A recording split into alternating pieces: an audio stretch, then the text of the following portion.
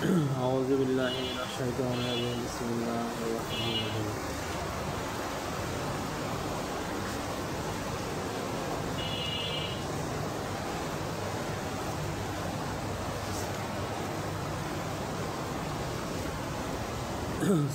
সূরা সাবা থেকে বলা গেছে, হে নবী তুমি বলো তোমরা যাদের আল্লাহর বদলে শরীক মনে করো তাদের ডাকো, তার আসমান সমূহ জমিনের এক অনুপরিমাণ কিছুরও মালিক নয়।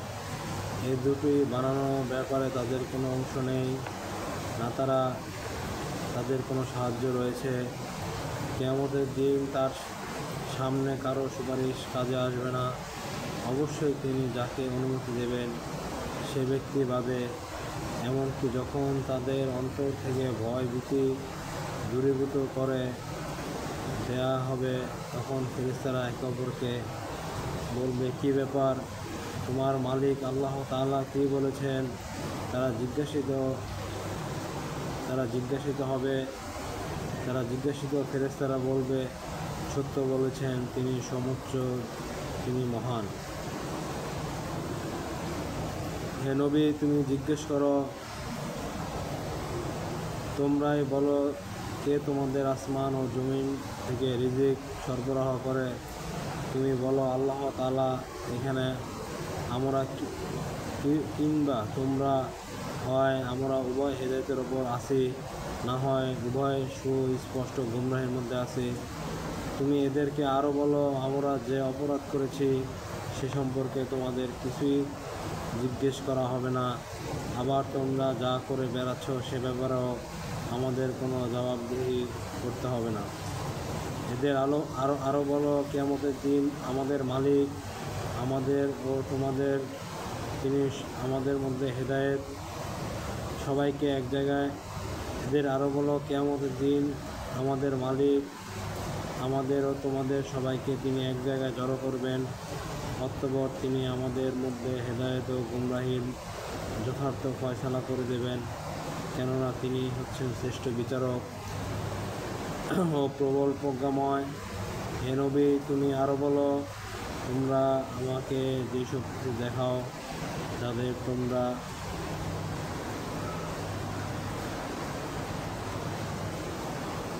আল্লাহ তাআলার সাথে শিরক বানিয়ে তার সাথে মিলিয়ে রেখেছ, জেনে রাখো তার কোনো শরীক নেই, বরং তিনি আল্লাহ তাআলা পরাক্রমশালী কুশলী। হে নবী আমি তোমাকে সমগ্র মানব জাতির জন্য ও জান্নাতের সুসংবাদদাতা ও জাহান্নামের সতর্ককারী রূপে পাঠিয়েছি, কিন্তু অধিকাংশ মানুষই তা জানে না। তারা বলে, হে মুসলমানরা, যদি তোমরা সত্যবাদী হও তাহলে বলো তোমাদের এ ওয়াদা কবে বাস্তবায়িত হবে? হে নবী তুমি এদের বলো, তোমাদের জন্য যে দিনের ওয়াদা করা হয়েছে তোমরা তার থেকে এক মুহূর্ত যেমনই পিছিয়ে থাকতে পারবে না, তেমনি তোমরা এক মুহূর্ত এগিয়েও আসতে পারবে না। কাফেররা বলে, আমরা কোনো দিনও এই কোরআনের ওপর ঈমান আনব না এবং আগের কিতাবগুলোর ওপর ঈমান আনব না। হে নবী এই ভয়াবহ দৃশ্য যদি তুমি দেখতে পেতে, যখন জালেমদের তাদের মালিকের সামনে দাঁড় করানো হবে তখন তারা একজন আরেকজনের ওপর কথা চাপাতে থাকবে। যাদের পদানত করে রাখা হয়েছিল তারা এই প্রাধান্য বিস্তারকারীদের বলবে, যদি তোমরা সেদিন না থাকতে তাহলে অবশ্যই আমরা মুমিন থাকতাম। এ কথার জবাবে এই অহংকারী লোকেরা যাদের দাবি রাখা হয়েছিল তাদের বলবে, আমরা কি তোমাদের হেদায়েতের পথে না চলার জন্য বাধা করেছিলাম? বিশেষ করে যখন হেদায়েতে তোমাদের কাছে পৌঁছে গিয়েছিল আসলেই তোমরা নিজেরাই নাফরমান। যাদের পদানত করে রাখা হয়েছিল এবং তারা অহংকারী নেতাদের বলবে,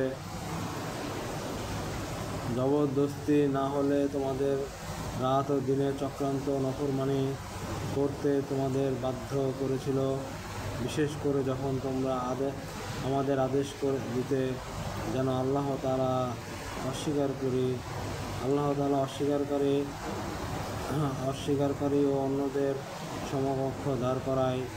এভাবে একে অপরকে অভিযুক্ত করতে করতে যখন তারা তাদের চোখের সামনে আযাব দেখতে পাবে, তখনই তারা মনে মনে ভীষণ অনুতাপ করতে থাকবে।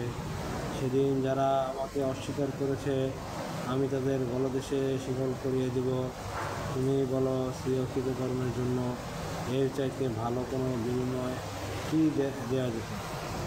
কখনো এমন হয়নি আমি কোনোরূপ জনপদ ও জাহান্নামের সতর্ককারী রূপে কোনো নবী পাঠিয়েছি, অথচ তাদের বৃত্তশালী লোকেরা এই কথা বলেনি, তোমাদের যে পয়গাম দিয়ে পাঠানো হয়েছে আমরা তা স্বীকার করি।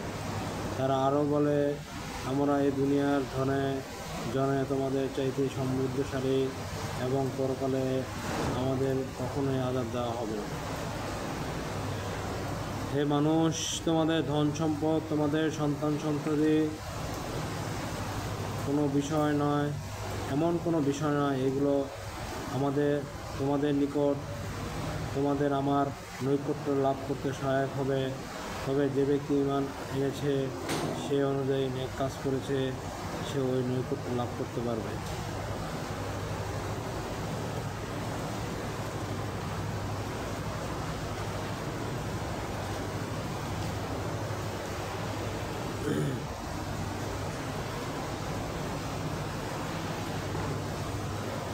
হে নবী, তুমি বলো, আমি তো তোমাদের কাছে হেদায়েত পৌঁছাবার জন্য কোনো পারিশ্রমিক দাবি করিনি, বরং এই কাজের যা কল্যাণ তা তো তোমাদের জন্যই। আমার পাওনা তো আল্লাহ তাআলার কাছেই, তিনি মানুষের প্রতিটি বিষয়ের ওপর সাক্ষী। তুমি আরও বলো, আমার মালিক সত্য দিয়ে বাতিলকে চূর্ণ বিচ্ছিন্ন করেন, যাবতীয় অদৃশ্য বিষয় তিনি পরিজ্ঞাত। তুমি বলো, সত্য এসে গেছে, বাতিল নির্মূল হয়ে গেছে, এর না আর কখনো সূচনা হবে, আর না হবে পুনরাবৃত্তি।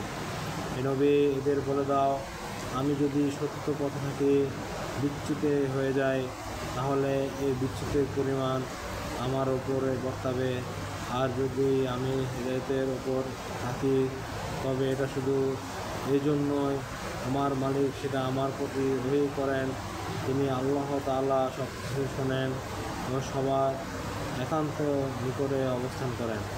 হে নবী, যদি তুমি সেই দিনটি দেখতে পেতে, যখন এরা বিতহবল হয়ে ঘুরতে থাকবে, তাদের জন্য পালানোর পথ থাকবে না এবং একান্তই কাছে থেকেই তাদের পাকড়াও করা হবে।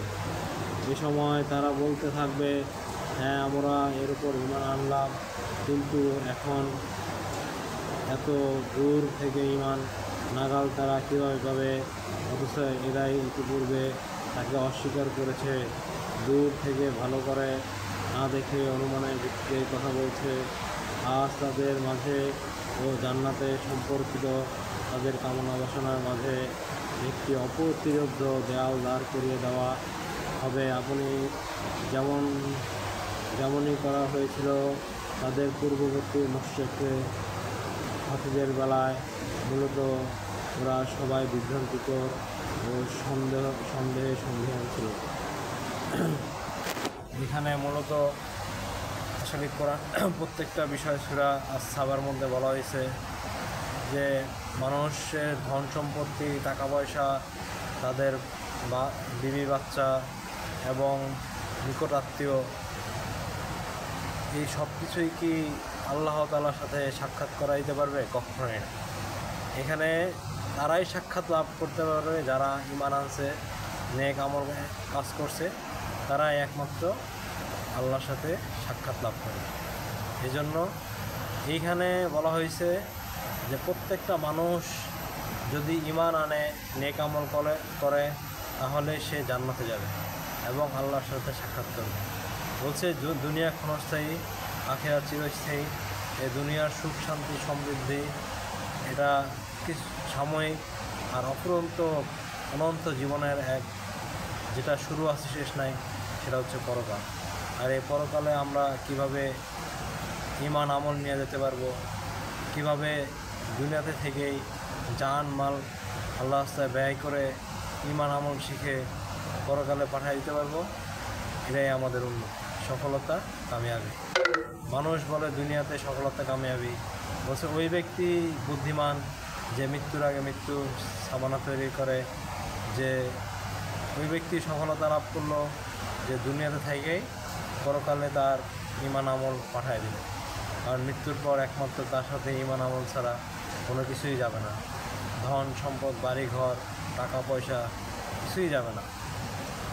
এজন্য এই অল্প সময় জিন্দেগিতে 60, 70, 80, 90 বছর যে যতটুকু হায়াত পাবে, এটা যদি নেক আমল করে যায় তো সে দুনিয়াতে সফলতা কামিয়াবি এবং আখিরাতেও সে সফলতা কামিয়াবি করবে।